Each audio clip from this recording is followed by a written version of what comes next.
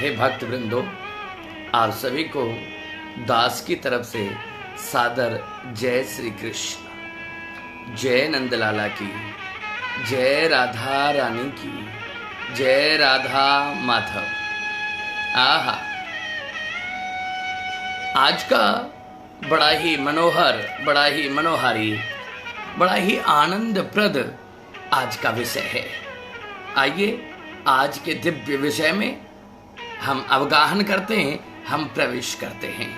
आज का विषय है प्रेम और उसका स्वभाव।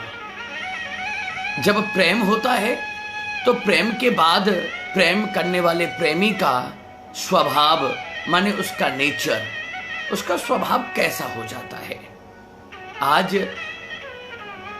और स्वभाव का निर्माण कब होता है? जब प्रेम अपनी चरम सीमा पर पहुंचता है। प्रेम का मतलब आप निश्चित मान लें कि जब उनका जीव से प्रेम होता है तो वो स्वार्थ का प्रेम है। बिना स्वार्थ के जीव इस धराधाम पर, इस धरती पर किसी अन्य दूसरे व्यक्ति से प्रेम कर ही नहीं सकता। यही कलिकाल का, यही मानव तन और मानव धर्म का प्रतिबिंब है कि यहाँ बिना स्वार्थ के कभी प्रेम नहीं होता। निस्वार्थ भाव का प्रेम तो केवल और केवल, हे वैष्णवो, भक्त और भगवान के मध्य होता है। जब भक्त और भगवान के बीच के माधुर्य का रस जब जीव के, जब प्रेमी और प्रियतम दोनों के जीवन के ऊपर आरूढ़ होता है, तब प्रेम अपने चरम सीमा तक, अपनी उच्च कोटि की कक्षा में प्रवेश करता है। आप समझिएगा, प्रेम का मतलब केवल देना है। अगर हम भगवान से प्रेम करें तो फिर भगवान से मांग लें, ये मांगना प्रेम नहीं रहा। प्रेम का शुद्ध अर्थ ये है कि हम अपने प्रेमी को, हम अपने प्रियतम को, हम अपने प्राण धन को कुछ दें, और ऐसा दें जिससे हमारे प्रियतम को सुख हो, हमारे प्रियतम को आनंद हो, उन्हें आनंद की अनुभूति हो। और जिसे हम प्रेम करते हैं, जो हमारे प्रियतम हैं, उनकी बुद्धि में, उनके भाव में सदैव हमारी स्मृति, हमारो भाव, हमारो प्रेम हमारे प्रियतम के मन में स्थापित रहे, विद्यमान रहे। वही प्रेम है। बाकी इस संसार में दूसरे किसी भी प्रेम को इस कक्षा में प्रवेश नहीं कराया जा सकता। प्रेम माने अपने प्रियतम को देना, प्रेम माने अपने प्रियतम से लेना कदापि नहीं। और जब देने का भाव हमारे मन में आ जाए, देने का मतलब अपना सर्वस्व, माने अपने जीवन का जो भी परम उद्देश्य है, हमारी जो भी विषमताएं हैं, समताएं हैं, उद्वेग हैं, आसक्तियां हैं, अनुरोध हैं, प्रार्थनाएं हैं, स्तुतियां हैं, स्तवन हैं, हम सब कुछ अपने श्याम सुंदर के श्री चरणों के ऊपर न्यौछावर कर दें, वही प्रेम है। और जब, हे भक्तों, जब हम अपना सब कुछ न्यौछावर करते हैं, तब जीव के स्वभाव का निर्माण होता है। जब हमारे ऊपर हमारे प्रियतम के जीवन का प्रभाव पड़ता है, तब हमारे स्वभाव का निर्माण होता है। और वह स्वभाव कैसा? स्वभाव माने हर पल, प्रतिपल, प्रतिक्षण प्रियतम को सुख प्रदान करना। केवल हर पल अपने प्रियतम के प्रति ऐसा भाव रखना कि हमें अपने प्रियतम के संपूर्ण आत्मा के उद्गार, उद्वेग, उद्देश्य की पूर्ति करनी है। जब ये भाव आता है तो फिर ये प्रेम के लक्षण, प्रेम का स्वरूप और प्रेम का स्वभाव अपने आप स्वतः ही बढ़ने लगता है। आप देखिए, कृष्ण चरणामृत को जब आप धारण करेंगे, वचनामृतों को जब आप ध्यान पूर्वक श्रवण करेंगे, तो हमें ज्ञान होगा कि गोपियां ब्रज में भगवान कृष्ण से प्रेम करती हैं, अपना प्रियतम मानती हैं। या यूं कहो कि इन गोपियों का तो जन्म ही केवल इसलिए हुआ है कि वो अपने प्राण धन, अपने प्राण आधार, अपने प्रियतम, अपने कृष्ण को प्राप्त कर लें, उनको पालें। उनके जीवन का उद्देश्य कृष्ण दर्शन लालसा। गोपी गीत में कहती हैं कि गोपियों के मन का भाव केवल इतना है, वो भगवान से प्रेम करती हैं और बदले में केवल इतना चाहती हैं, कृष्ण दर्शन लालसा, कि केवल कृष्ण की एक सुंदर छवि एक बार हमारे इन नैनों में, हमारे इन नेत्रों में समाहित हो जाए। अपने प्रेमी को पाना भी प्रेम की उच्च कोटि की पराकाष्ठा नहीं है।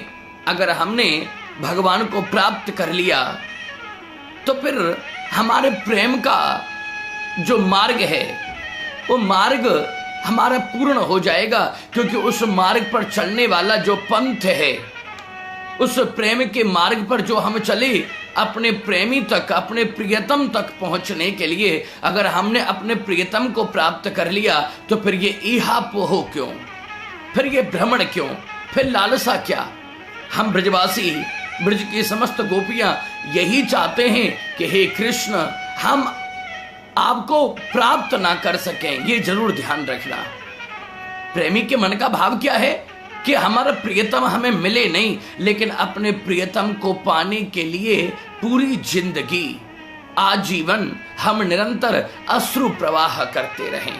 अपने प्रियतम के लिए रोना, रुदन करना, तड़पना, ये भी प्रेम का एक बड़ा मीठा मीठा मधुर मधुर आनंद है। और इस आनंद को केवल ब्रज की गोपियां समझती हैं।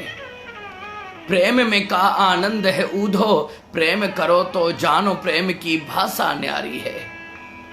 ये प्रेम का मतलब वो जो अपने प्रियतम से मिलने का मीठा मीठा दर्द होता है, उस दर्द को अपने हृदय में स्थापित रखना ही प्रेम का सर्वोच्च लक्षण है। और जब ये लक्षण बनता है तब प्रेम के स्वरूप के जो लक्षण हैं वो प्रकट होने लगते हैं। प्रेम के स्वरूप के लक्षण क्या हैं? गोपियां जब कृष्ण के दर्शन नहीं करती, जब उनका मन तड़प जाता है, क्योंकि उनका उद्देश्य है अपने प्रियतम भगवान श्री कृष्ण की एक सुंदर छवि अपने इन नेत्रों से देख करके अपने नेत्रों की प्यास बुझाना, पाना नहीं, केवल प्यास बुझाना। कुछ पल के लिए प्यास, कुछ पल के लिए बुझती है। जिज्ञासा एक बार में पूर्ण हो सकती है, लेकिन प्यास अगर अभी हमने पानी पी लिया तो अब हम आजीवन पानी नहीं पिएंगे, ऐसा हो नहीं सकता। ऐसे ही प्रेमी केवल अपने प्रियतम को एक टक, एक दृष्टि निहार ले, उसकी आत्म संतुष्टि हो जाती है। जब कृष्ण गोपियों को नहीं मिलते और गोपियां जब तड़प उठती हैं तो उनके स्वभाव का, उनके स्वरूप का निर्माण होता है। और स्वरूप का निर्माण कैसे होता है? स्वरूप का निर्माण होता है कि अब उनकी बुद्धि, उनका चित्त, उनकी आत्मा और उनके जीवन का उद्देश्य केवल अपने प्रियतम के दर्शन करने का भाव प्रकट कर देती है। और उनके अंदर एक ऐसे भाव, एक ऐसे स्वभाव, एक ऐसे स्वरूप का निर्माण होता है कि वे गोपियां, कृष्ण नहीं आते तो क्या हुआ, वो गोपियां अपने घर में अपने पति के अंदर ही अपने कृष्ण के दर्शन करके और अपने जीवन के उद्देश्य, अपने प्रियतम को बिछड़ने का जो दुख उनके हृदय में व्यवस्थित है, उस दुख से मुक्त होकर अपने पति में कृष्ण के दर्शन करके जीने के लिए जो कुछ श्वास उनको चाहिए वो श्वास उन्हें मिल जाए।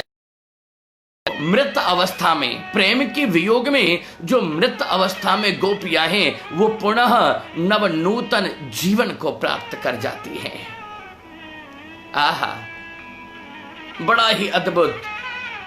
एक और भाव आता है कि जब हिरण्यकश्यप, आप जानते हैं जब हिरण्यकश्यप भगवान विष्णु से बैर करता है, अपने पुत्र प्रहलाद को अनेक प्रकार की यातनाएं देता है, तो अंत में भगवान नरसिंह देव एक खम्भ से निकलते हैं। पद गावत सूर अनेक फिरे, पर सूर दास सो स्वाद कहाँ, बहुताल मजीरा बजाती फिरे, पर मीरा दीवानी सी याद कहाँ। श्री राम कथा कितनों ने लिखी, पर तुलसी सी मर्याद कहाँ, नरसिंह बसे प्रति खम्बन में, पर काढ़न को प्रहलाद कहाँ। प्रहलाद जैसा प्रेम नहीं है हमारे पास। हमारा जो प्रेम है भगवान के प्रति, वो प्रेम लालसा का है, वो लालच का है, वो इच्छाओं का है, वो अहम का है, वो अहमता का है, वो जठता का है, और वो अपने आप को श्रेष्ठता प्रदान करने का प्रेम है। इससे ज्यादा हमने आज तक भगवान से प्रेम किया ही नहीं, और यही कारण है कि हमने आत्मा से भगवान से कभी प्रेम किया नहीं, और इसीलिए हम आज तक उस परमात्मा के उस प्रेम के स्वरूप को प्राप्त ही नहीं कर पाए। भगवान नरसिंह देव का जब प्रादुर्भाव होता है, हिरण्यकश्यप का वध कर दिया, भगवान नरसिंह देव कहते हैं कि पुत्र प्रहलाद बेटा मांग, मैं तुझे वरदान देना चाहता हूं, क्या चाहिए तुम्हें। भक्त प्रहलाद कहते हैं कि जब आप ही को प्राप्त कर लिया तो अब शेष क्या बचा। हे प्रभु, क्या इस ब्रह्मांड में आपसे भी अलग कुछ है? अगर है तो आप मुझे बताएं कि वो क्या है जो आपसे अलग है। भगवान नरसिंह देव कहते हैं नहीं, मुझसे अलग तो कुछ नहीं, लेकिन फिर भी मंदिरों के आगे लोगों ने भीड़ लगा रखी है, सब केवल ज्योत जलाना, पाठ करना, दर्शन करना, निहारना, ये उन सब भक्तों का उद्देश्य नहीं है। वो अपनी लालसा, अपनी कामना से मंदिरों के गेट के आगे लंबी लंबी कतार लगा के खड़े हैं। भगवान नरसिंह देव कहते हैं कि हे भक्त प्रहलाद, उन लोगों को भी थोड़ा समझा जो मुझसे मांगने आए हैं। कितना अच्छा हो कि वो भी तेरी तरह केवल मुझ ही को मांग लें।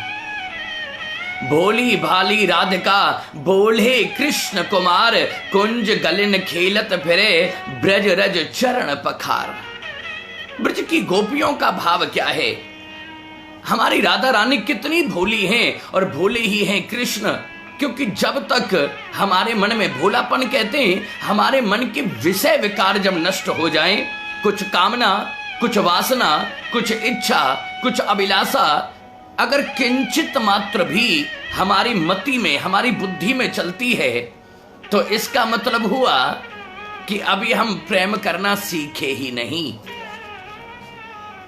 न राधा रानी कृष्ण से कुछ मांगती हैं और न कृष्ण राधा रानी से कुछ मांगते हैं। बस उन दोनों का तो ब्रज की भूमि में, ब्रज मंडल में नंगे पैर अपने लीलाओं को संपादित करके समस्त ब्रज की गोपियां, ग्वाल वाल वृक्ष, लता पते, इन सब की जो जीवन का, ये सब प्रेम करते हैं राधा रानी और कृष्ण से। बस इनको अपने आनंद का रस प्रदान कराते हैं। यही प्रेम की उच्च कोटि की पराकाष्ठा है और यही प्रेम का स्वरूप है। प्रेमी हमारे सामने हो ना हो, बहुत ज्यादा फर्क नहीं पड़ता, बस उसका भाव अगर हमारे हृदय में आ जाए तो वही प्रेम का स्वरूप बन जाता है। आप ध्यान देना, जब हम भगवान से कुछ मांगने की कामना से भगवान की भक्ति करते हैं तो भगवान आगे आगे होते हैं, हम भगवान के पीछे पीछे भाग रहे होते हैं। लेकिन जब हम भगवान से प्रेम करते हैं तो हम भगवान से कुछ नहीं मांग रहे होते, हम आगे आगे होते हैं और भगवान हमारे पीछे पीछे होते हैं। आहा, और यही प्रेम का स्वरूप है। संसार का स्वरूप है कि भगवान के पीछे भागना, और प्रेम का स्वरूप है भगवान का हमारे पीछे भागना। हे प्रेमियों, हे भक्त वृंदो, ऐसी आशा कामना है आप प्रेम और प्रेम के स्वरूप को समझे हैं। प्रेम के स्वरूप वही लक्षण है कि जब प्रियतम आपके पीछे हो, आप प्रियतम के पीछे हो, तो इसका मतलब आपके मन में लालसा है नहीं। केवल एक ही भाव ध्यान रखो, जयति ते दिका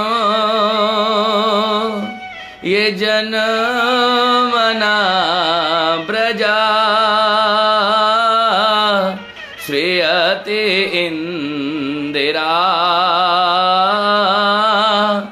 आहा, केवल भगवान को निस्वार्थ भाव से प्रेम करना ही प्रेम का स्वरूप है। ऐसा उम्मीद करते हैं आप कृष्ण से आत्मा का प्रेम करेंगे। आप सभी को सादर जय श्री कृष्ण।